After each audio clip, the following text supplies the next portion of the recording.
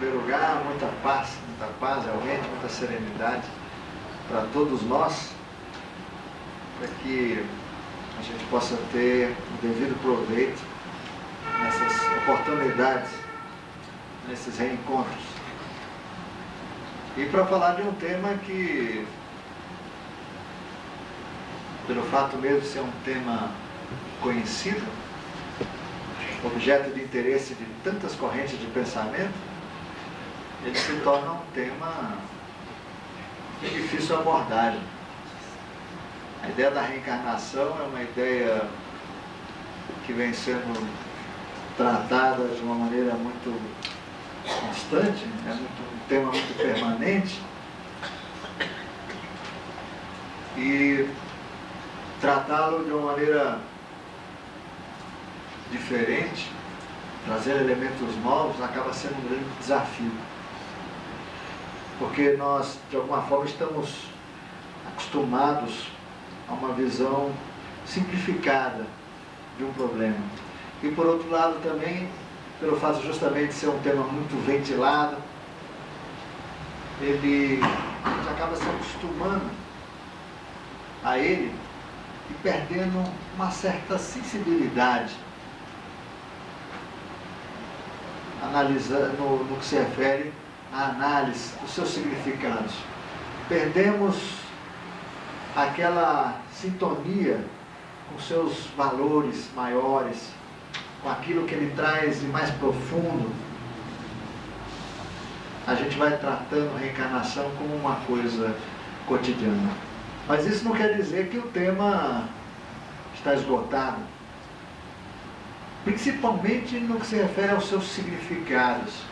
E a ideia nessa oportunidade é justamente realçar esses significados. A gente está tão habituado em ver o sol nascer no horizonte todo dia, e a gente até esquece que aquilo é um convite permanente para que a gente recomece, para que a gente tenha uma nova oportunidade, para que a gente se coloque uma nova postura diante dos mesmos problemas que vão acontecer ao longo de um dia, que certamente vai se parecer muito com ontem, com antes de ontem, que precisa mudar, e o sol parece ser um convite permanente a isso. É a maneira como nós vamos encarar os mesmos problemas de cada dia. É assim que as coisas se transformam, porque nós somos os agentes, não são as coisas que se mudam por fora, mas nós que devemos ver, eventualmente até os mesmos problemas, mas de uma perspectiva diferente. E o sol, volto a dizer, é sempre esse convite tipo, tente de novo, veja mais uma chance, uma nova oportunidade, repense seus hábitos, seus costumes, veja de que maneira você pode tratar determinados temas para evitar os círculos viciosos que tanto prejuízo trazem para as nossas vidas. E a reencarnação é para a vida da gente, para a existência da gente, como esse instante, o sol que renasce, com todos os seus mistérios, em função da experiência terrestre que nós vivemos.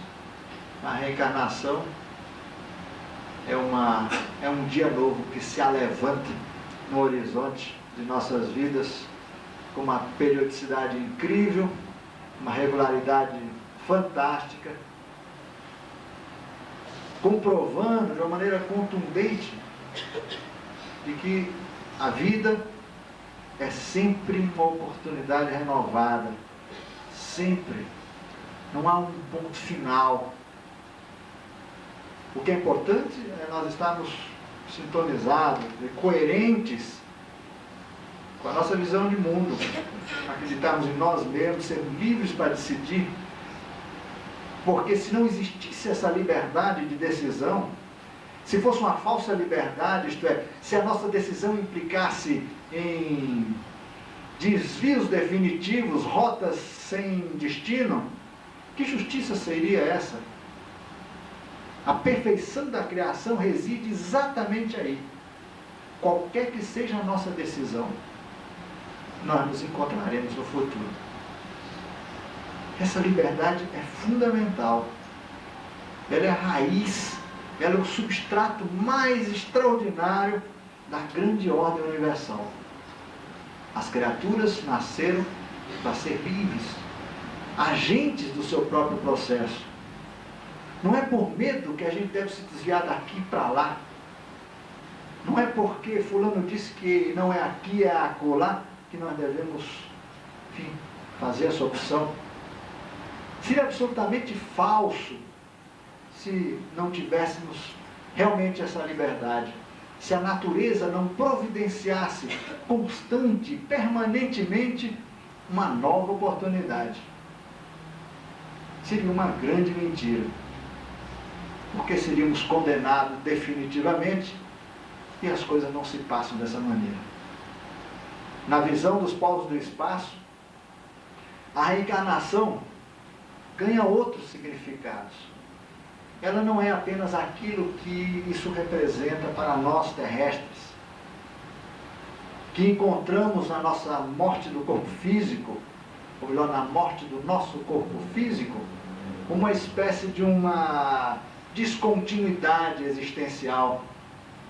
Ficamos com aquela sensação de paralisação temporária, de um mergulho no nada, no vazio, deixando dor para quem fica e atravessando esse momento com tanto temor, com tanta angústia, com tanta dúvida. Para eles não. Para eles já é como quem muda uma roupa, pega uma roupa e coloca outra. Já superaram completamente esse estado, que para nós ainda é um estado possível, em razão da história da Terra, em razão da nossa própria história, da vida que a gente teve que viver no planeta Terra, por força de circunstâncias, sobre as quais a gente certamente hoje comenta alguma coisa. Então a reencarnação, vista por nós terrestres, ela é um sol que se levanta permanentemente, garantindo novas oportunidades. É um testemunho de que a liberdade é esse substrato fundamental, de que somos essencialmente livres e reside aí, no exercício dessa liberdade, a nossa grande oportunidade de crescimento.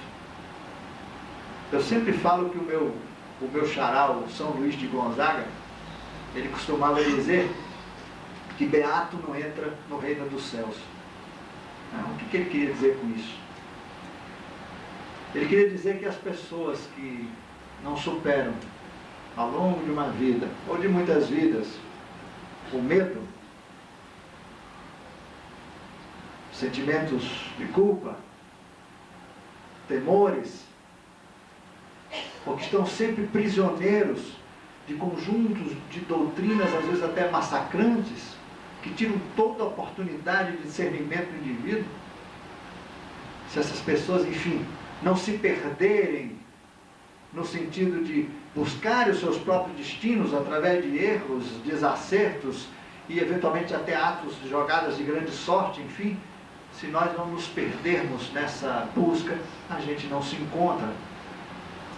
A gente pode chegar no céu com uma folha, um currículo vitae limpinho, mas sem vida. Melhor que a gente chegue com uma folha de papel rabiscada até no verso, né?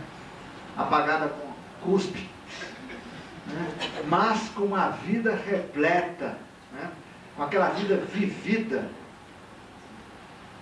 com uma vida que ousou, e não aquele comportamento de cordeiro, não aquele cordeiro que fica assim em volta do rebanho, não. Nem aquele cordeiro que fica lá no meio do rebanho. Ele nem tem que decidir se vai para a esquerda ou vai para a direita. O rebanho empurra ele, ele vai junto. O rebanho ele vai junto. É aquele cordeiro que não tem decisão própria. Ele vai para frente porque o rebanho vai para frente, ele para porque senão ele entra com a cabeça na traseira do outro. É um sujeito completamente ilhado por semelhantes cordeiros, que também não decide nada. Aqueles da borda até que ainda decidem alguma coisa, né? Porque tem um chicote do outro lado, tem um cavalo atrapalhando ali, enfim, a estrada vai definindo o caminho. Esses até que ainda de alguma forma decidem alguma coisa. Ainda que sob pressão, né? Pressão do medo, do chicote. Nós precisamos ser a ovelha desgarrada. É isso que nós precisamos ser. Precisamos ter a coragem, a audácia, né, de usar da nossa capacidade de discernimento. Nós estamos na iminência da dita nova era, e a transformação fundamental, aquilo que realmente vai nos permitir dizer que estamos numa nova era, é justamente esse salto de cordeiro, perdido numa multidão, guiado por costumes, hábitos, doutrinas, livros, gurus, ou então pelos meios de comunicação de massa, gerenciados por um poder com finalidades, objetivos muitas vezes escusos, não sabemos, mas indivíduos livres, independentes, autogeridos, autogovernados, que têm dentro de si as suas próprias referências, dentro de si os elementos que permitem a ele construir cada decisão de suas vidas. E dessa forma, a partir desses pressupostos profundos, encontrar os seus pares. Quer dizer, aqueles que, da mesma maneira, são livres para compor a teia de um destino de liberdade para a comunidade humana terrestre. É como um casal. Se ambos não são livres, se não sabem ser livres, se não têm esse discernimento, não é um casal de verdade. São duas pessoas que estão juntas por conveniência, por medo, ou porque uma explora a outra, ou por milhares de razões. Existem listas de fatores, listas de coisas que nos pressionam a uma vida a dois. E a grande proposta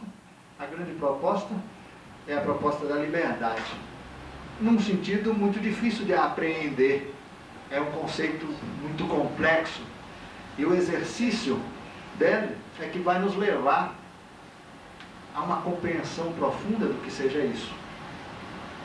E a reencarnação, ela é uma oportunidade, é um mecanismo evolucional extraordinário, porque ela permite com que você vá ajustando as suas decisões ao aprendizado. Ela permite que você erre sucessivas vezes, exatamente como o barqueiro que vai buscar um emprego na direção nos escritórios centrais das companhias que exploram a navegação no rio Mississippi.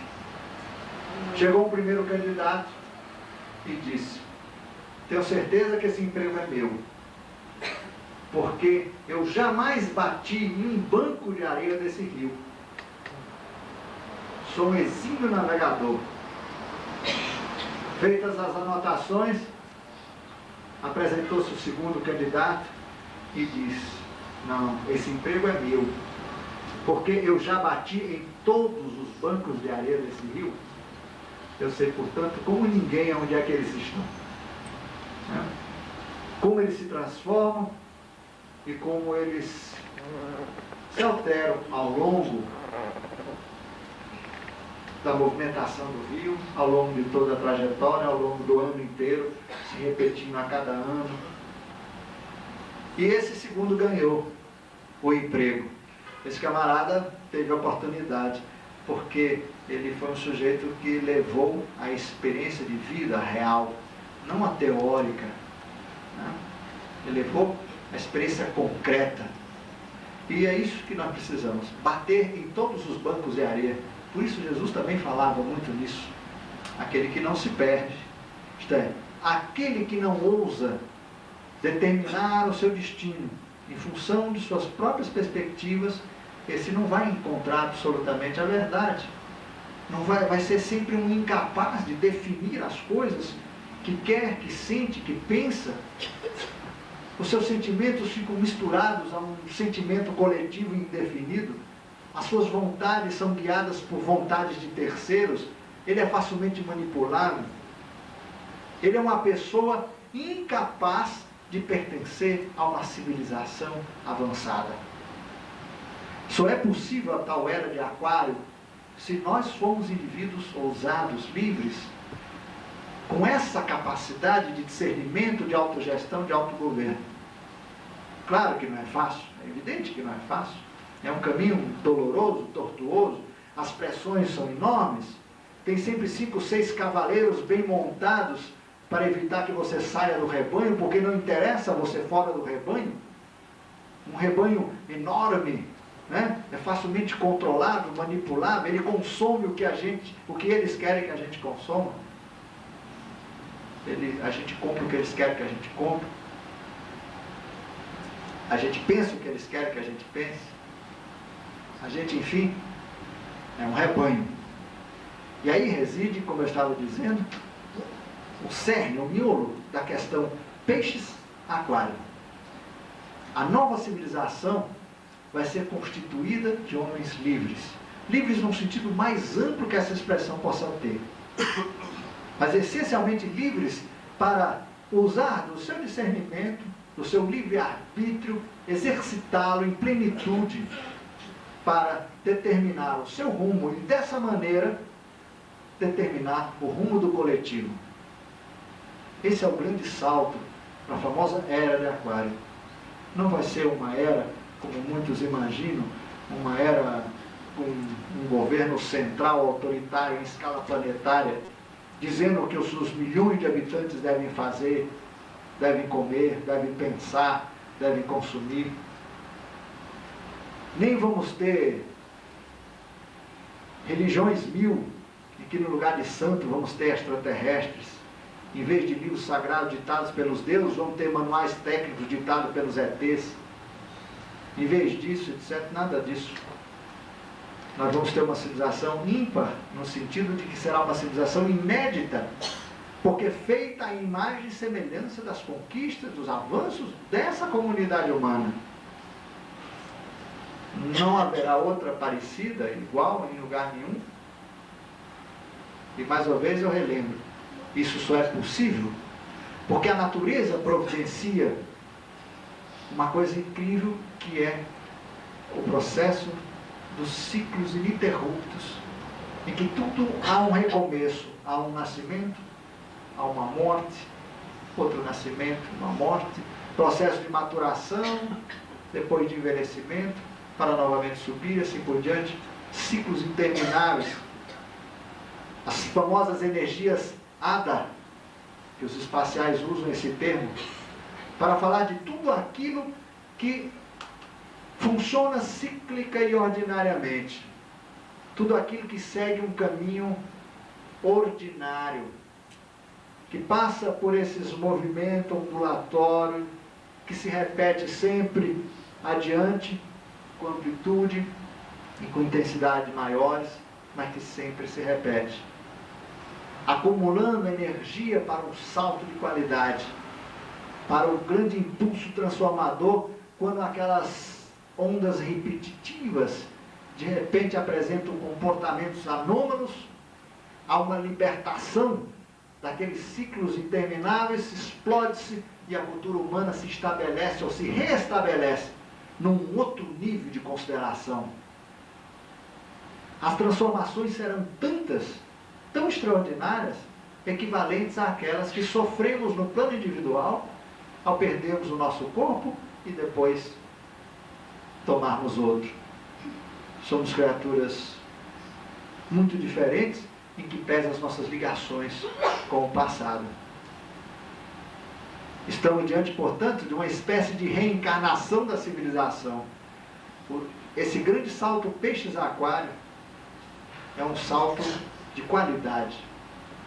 Porque, além dessa era, dessa transição de eras, o sistema solar está experimentando saltos mais amplos.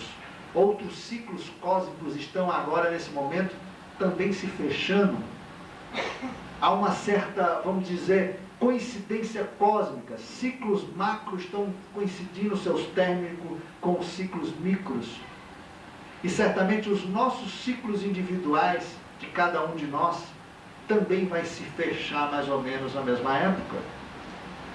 Vamos experimentar individual e coletivamente um afunilamento crítico que vai levar a humanidade a não continuar repetindo esse padrão que temos repetido até agora, mas experimentar um salto de qualidade.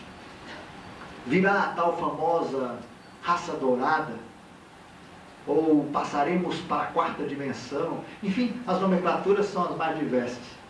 Mas o que é significativo e fundamental nessas considerações todas é que nós vamos ter um novo homem, uma nova terra, sob um novo céu. Ou seja, uma nova configuração do nossa paisagem celeste, em razão de um rearranjo orbital em nível de sistema solar. A Terra terá nova órbita, teremos uma nova posição em relação ao Sol. E da mesma forma, nós, como indivíduos, teremos também internamente esse novo Sol, um novo céu, e seremos pessoas transformadas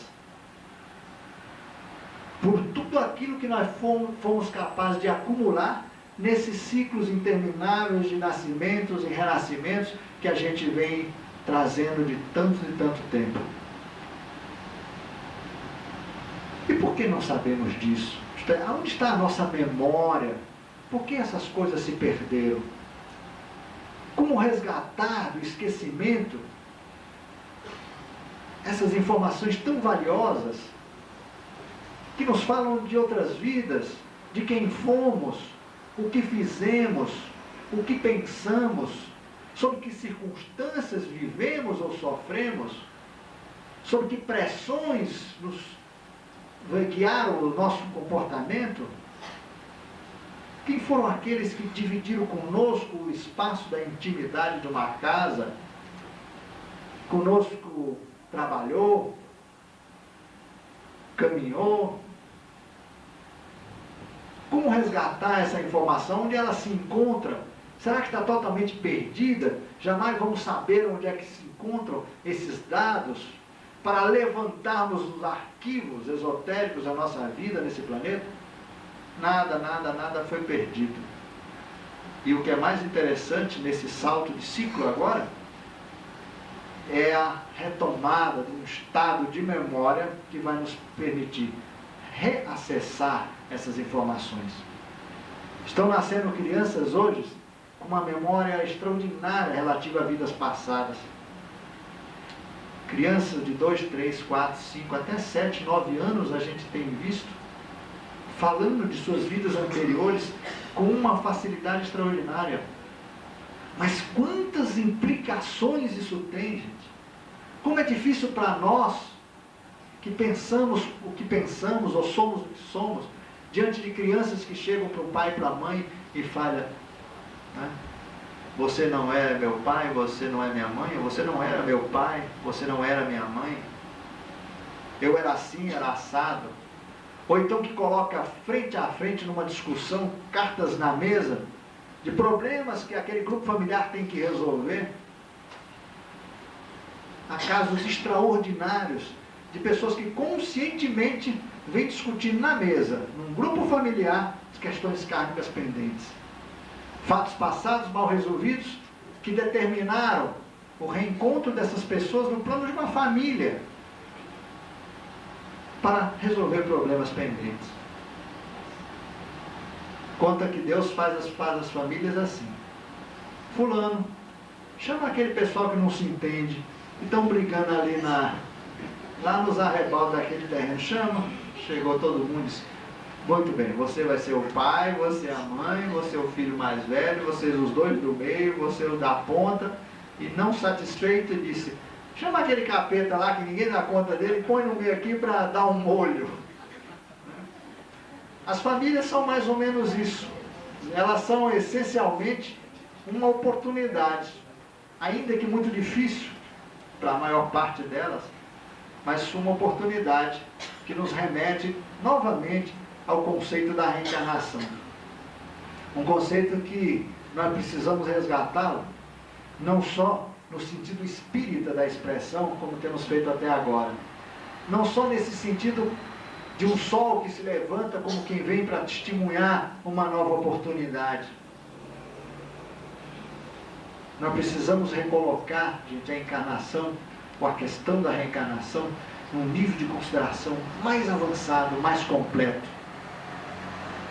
Naquele nível que os espaciais, por exemplo, andam divulgando com tanta propriedade, através de tantos médios sensitivos no mundo inteiro, e através de tantos contactados, onde eles colocam a reencarnação de uma maneira tão limpa, tão extraordinária, e vale a pena a gente conhecer esse pensamento.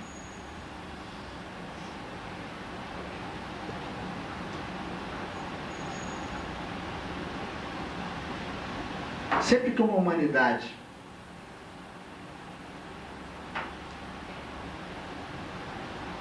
se vê pressionada pela circunstância de uma transição de eras,